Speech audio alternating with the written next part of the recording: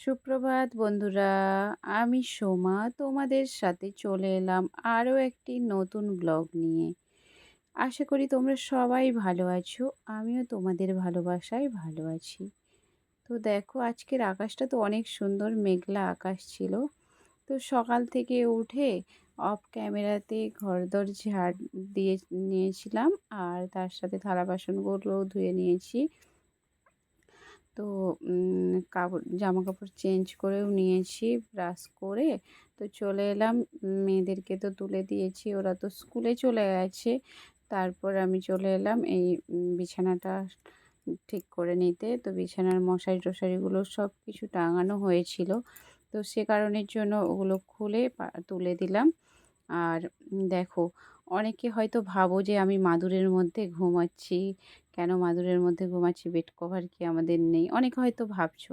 তো দেখো, সত্যি কথা বলতে শীতকালে আমি বেড কভার বলো, যা ব্ল্যাঙ্কেট বলো, যাই কিছু বলো তুমি, ওগুলো পেতে আমি শুবো, ঠিক আছে। কিন্তু এই গরমের দিনে কি হয় বলো তো, আমি না কোনো কিছুর ওপরে যদি মানে পেতে শুতে বলে না, বেড কভার বলো, যাই কিছু বলো, আমাকে যদি পেতে শুতে বলে আমি শুতে পারি না, কেন আমি জানি না। আমার যেন একটা অস্বস্তি বোধ করে। তো সে কারণের জন্য আমি গরমের দিন হলে সব সময়ের জন্য আমি মাদুরের ওপরেই শুয়ে থাকি। তো জানি না কেন এমন হয়। তো সবার হয়তো সমান নয় সব কিছুই। তো দেখো, রাতের বেলায় জলের বোতলটা নিয়ে এসেছিলাম। তো রাতের বেলায় ছোটোটা না, জল মানে জল তাকে দিতেই হবে।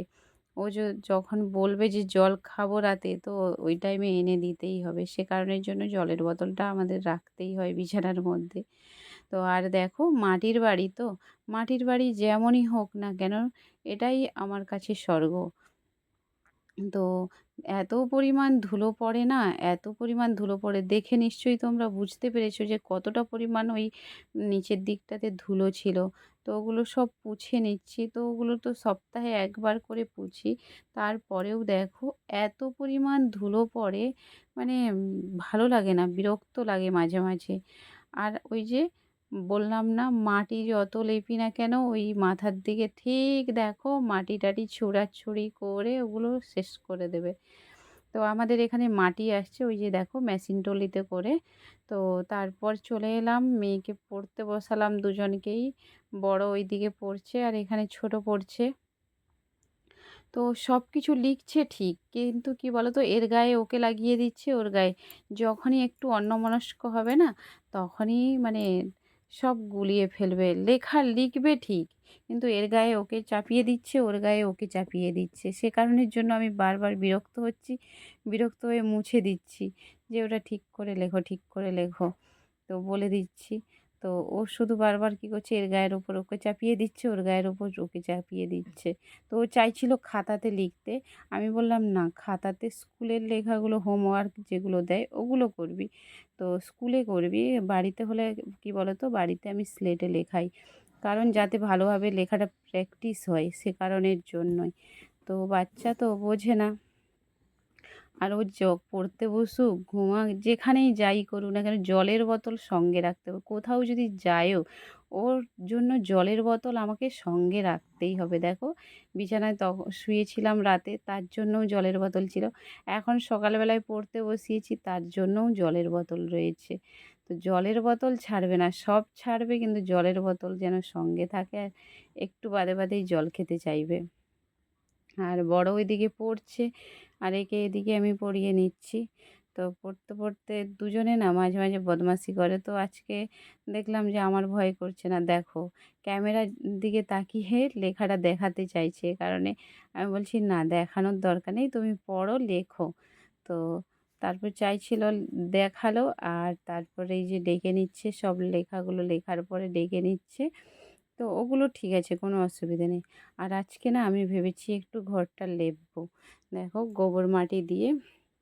আর এত পরিমাণে ইঁদুর, মানে কি বলবো, আগেও একবার হয়েছিল, তারপর ওষুধ দিতে কমে গিয়েছিল, আবার সেই আরম্ভ করেছে। কিন্তু দেখো, যে খাটের নিচে নোংরা আবর্জনা রয়েছে তা না, যেটা রয়েছে দুটো চারটে জিনিস রয়েছে, দুটো চারটে জিনিস রয়েছে, যে হ্যাঁ বেশি অনেক কিছু রয়েছে তাও নয় যে তার জন্য ইঁদুর মাটির ঘর কি করব বলো? মাটির ঘর মানে তো ইঁদুর তো থাকবেই, কম হোক বেশি হোক থাকবে। তো সে কারণে দেখো ফ্রিজের সামনেটাও ইঁদুর মানে আজকে ধরো রাত্রিতে, কালকে সকালে উঠে দেখছি না ওখানে ইঁদুর মাটি তুলে দিয়েছে। তো তারপর ওটাকে ঠিক করে ওখানে ওষুধ দিয়ে মাটিটা চাপা দিয়ে দিয়েছি। তারপর আমি ভাবলাম যে না, গোবর মাটি দিয়ে আজকে যেহেতু দুপুরে রান্না করতে হবে না, তো তাহলে আমি একটু ঘরটা লেপে নিই। তো সে কারণের জন্য আমি একটু আজকে ঘরটা লেপে নিয়েছি গোবর মাটি দিয়ে। তো দেখো পুরো ঘর আমি লেপে নিচ্ছি, খাটের তলার থেকে আরম্ভ করে পুরোটা, খাটের তলার পুরোটা লেপছি না, কিছুটা লেপে নিচ্ছি খাটের তলার। তো ওই দিকটা পরিষ্কার রয়েছে, সে কারণের জন্য ভেতরের দিকটা আর দিচ্ছি না, এই সামনের দিকটাই দিয়ে দিচ্ছি।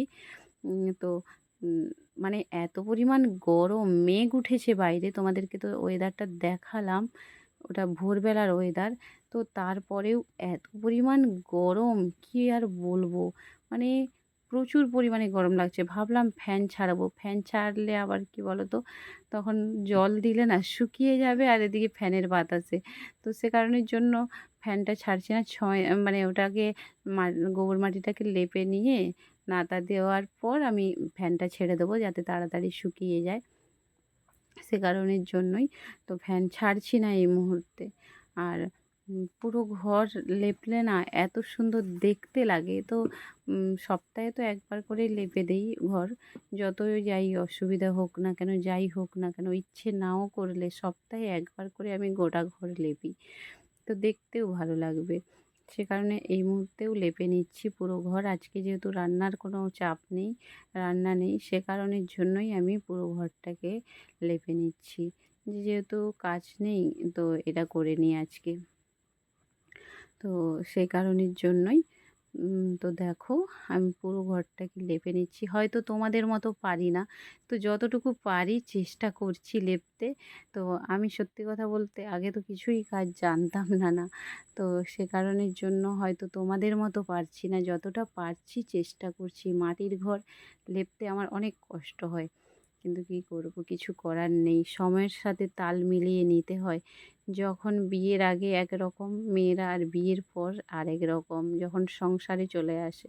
তো দেখো 12টার সময়, ঠিক দুপুর 12টার সময় এত পরিমাণে বৃষ্টি হচ্ছে, মানে কি বলবো, এত পরিমাণে বৃষ্টি।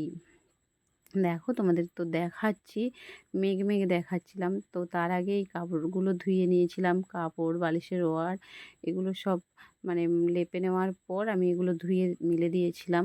তো ধুয়ে মিলে দেওয়ার পর শুকনো হয়ে গেছে। আর তারপর দেখলাম না বৃষ্টি, কি পরিমাণ বৃষ্টি, মানে ওয়েদারও এত সুন্দর।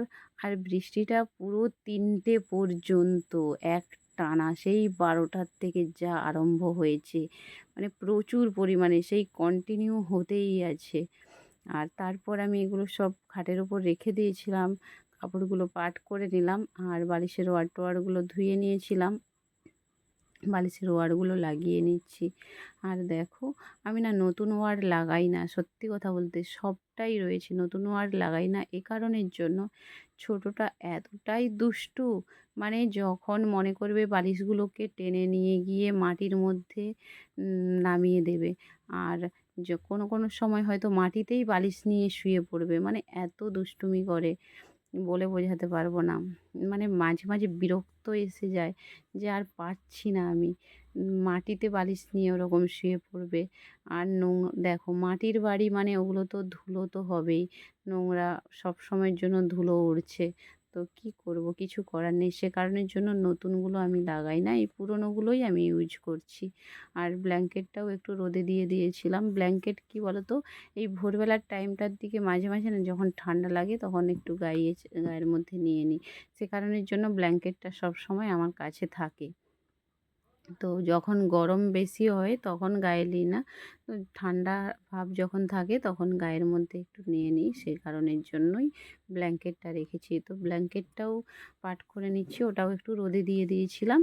আর এগুলো সব আর আমার না বালিশের ওয়ার পরাতেও অনেক কষ্ট হয়। সত্যি কথা বলতে মানে পারি না ঠিক মতো যে তাড়াহুড়ো করে পরিয়ে নেব সেটা পারি না। ধীরে, ধীরে, ধীরে, ধীরে ধরে, ধরে, ধরে, ধরে এরকমভাবে আমি বালিশের ওয়ারগুলো পরিয়ে নিই।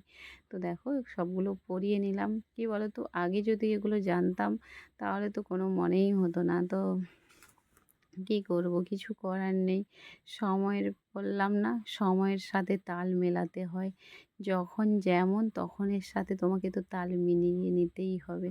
যে তুমি জানো না, পারবে না এটা তো আর বললে কেউ শুনবে না। তোমারটা তোমাকে করতেই হবে। যে তোমার কেউ এসে করে যে মাকে যে হ্যাঁ, মা তুমি এসে করে দাও এগুলো। তো সেটা তো না। তো দেখো এত পরিমাণ বৃষ্টি হয়েছে তারপরেও এত গরম লাগছে। তো আমি ঘাম মুছে নিলাম আর তারপর ফ্যানটা ছেড়ে নিলাম। এত পরিমাণ গরম মানে আর ভালো লাগছে না। এদিকে বৃষ্টি হচ্ছে কিন্তু গরম আর ছাড়ছে না। যে হ্যাঁ, গরম নেই ঠান্ডা ভাব সেটা না। প্রচুর পরিমাণে গরম, প্রচুর পরিমাণে। এত পরিমাণে গরম আর ভালো লাগছে না। সব দিকেই জায়গায় হয়তো এই বৃষ্টিটা হয়েছে। তো আমাদের এদিকেও হয়েছে। তো দিনটা ছিল শুক্রবার। তো সব জায়গায় হয়তো এই বৃষ্টিটা হয়েছে। তো কাপড়গুলো পাট করে নিয়েছি, দিয়ে এবার আলমারির মধ্যে রেখে দিচ্ছি। বাইরে রাখলে কি হবে বলো তো? এগুলো সব ধুলো পড়ে নোংরা হয়ে যাবে। সে কারণের জন্য আমি আলমারির মধ্যে এগুলোকে রেখে দিচ্ছি। যখন প্রয়োজন হবে তখন বের করব, না হলে না থাক, ধুলো পড়বে বাইরে থাকলে। সে কারণেই রেখে দিচ্ছি। তো দেখো সব পাট করে, করে আমি সাজিয়ে রেখেছি। তো জানি না কতটা কিভাবে গুছিয়ে রাখতে পেরেছি। যতটা পেরেছি ততটাই রেখেছি। টাটা বাই, ভালো থেকো।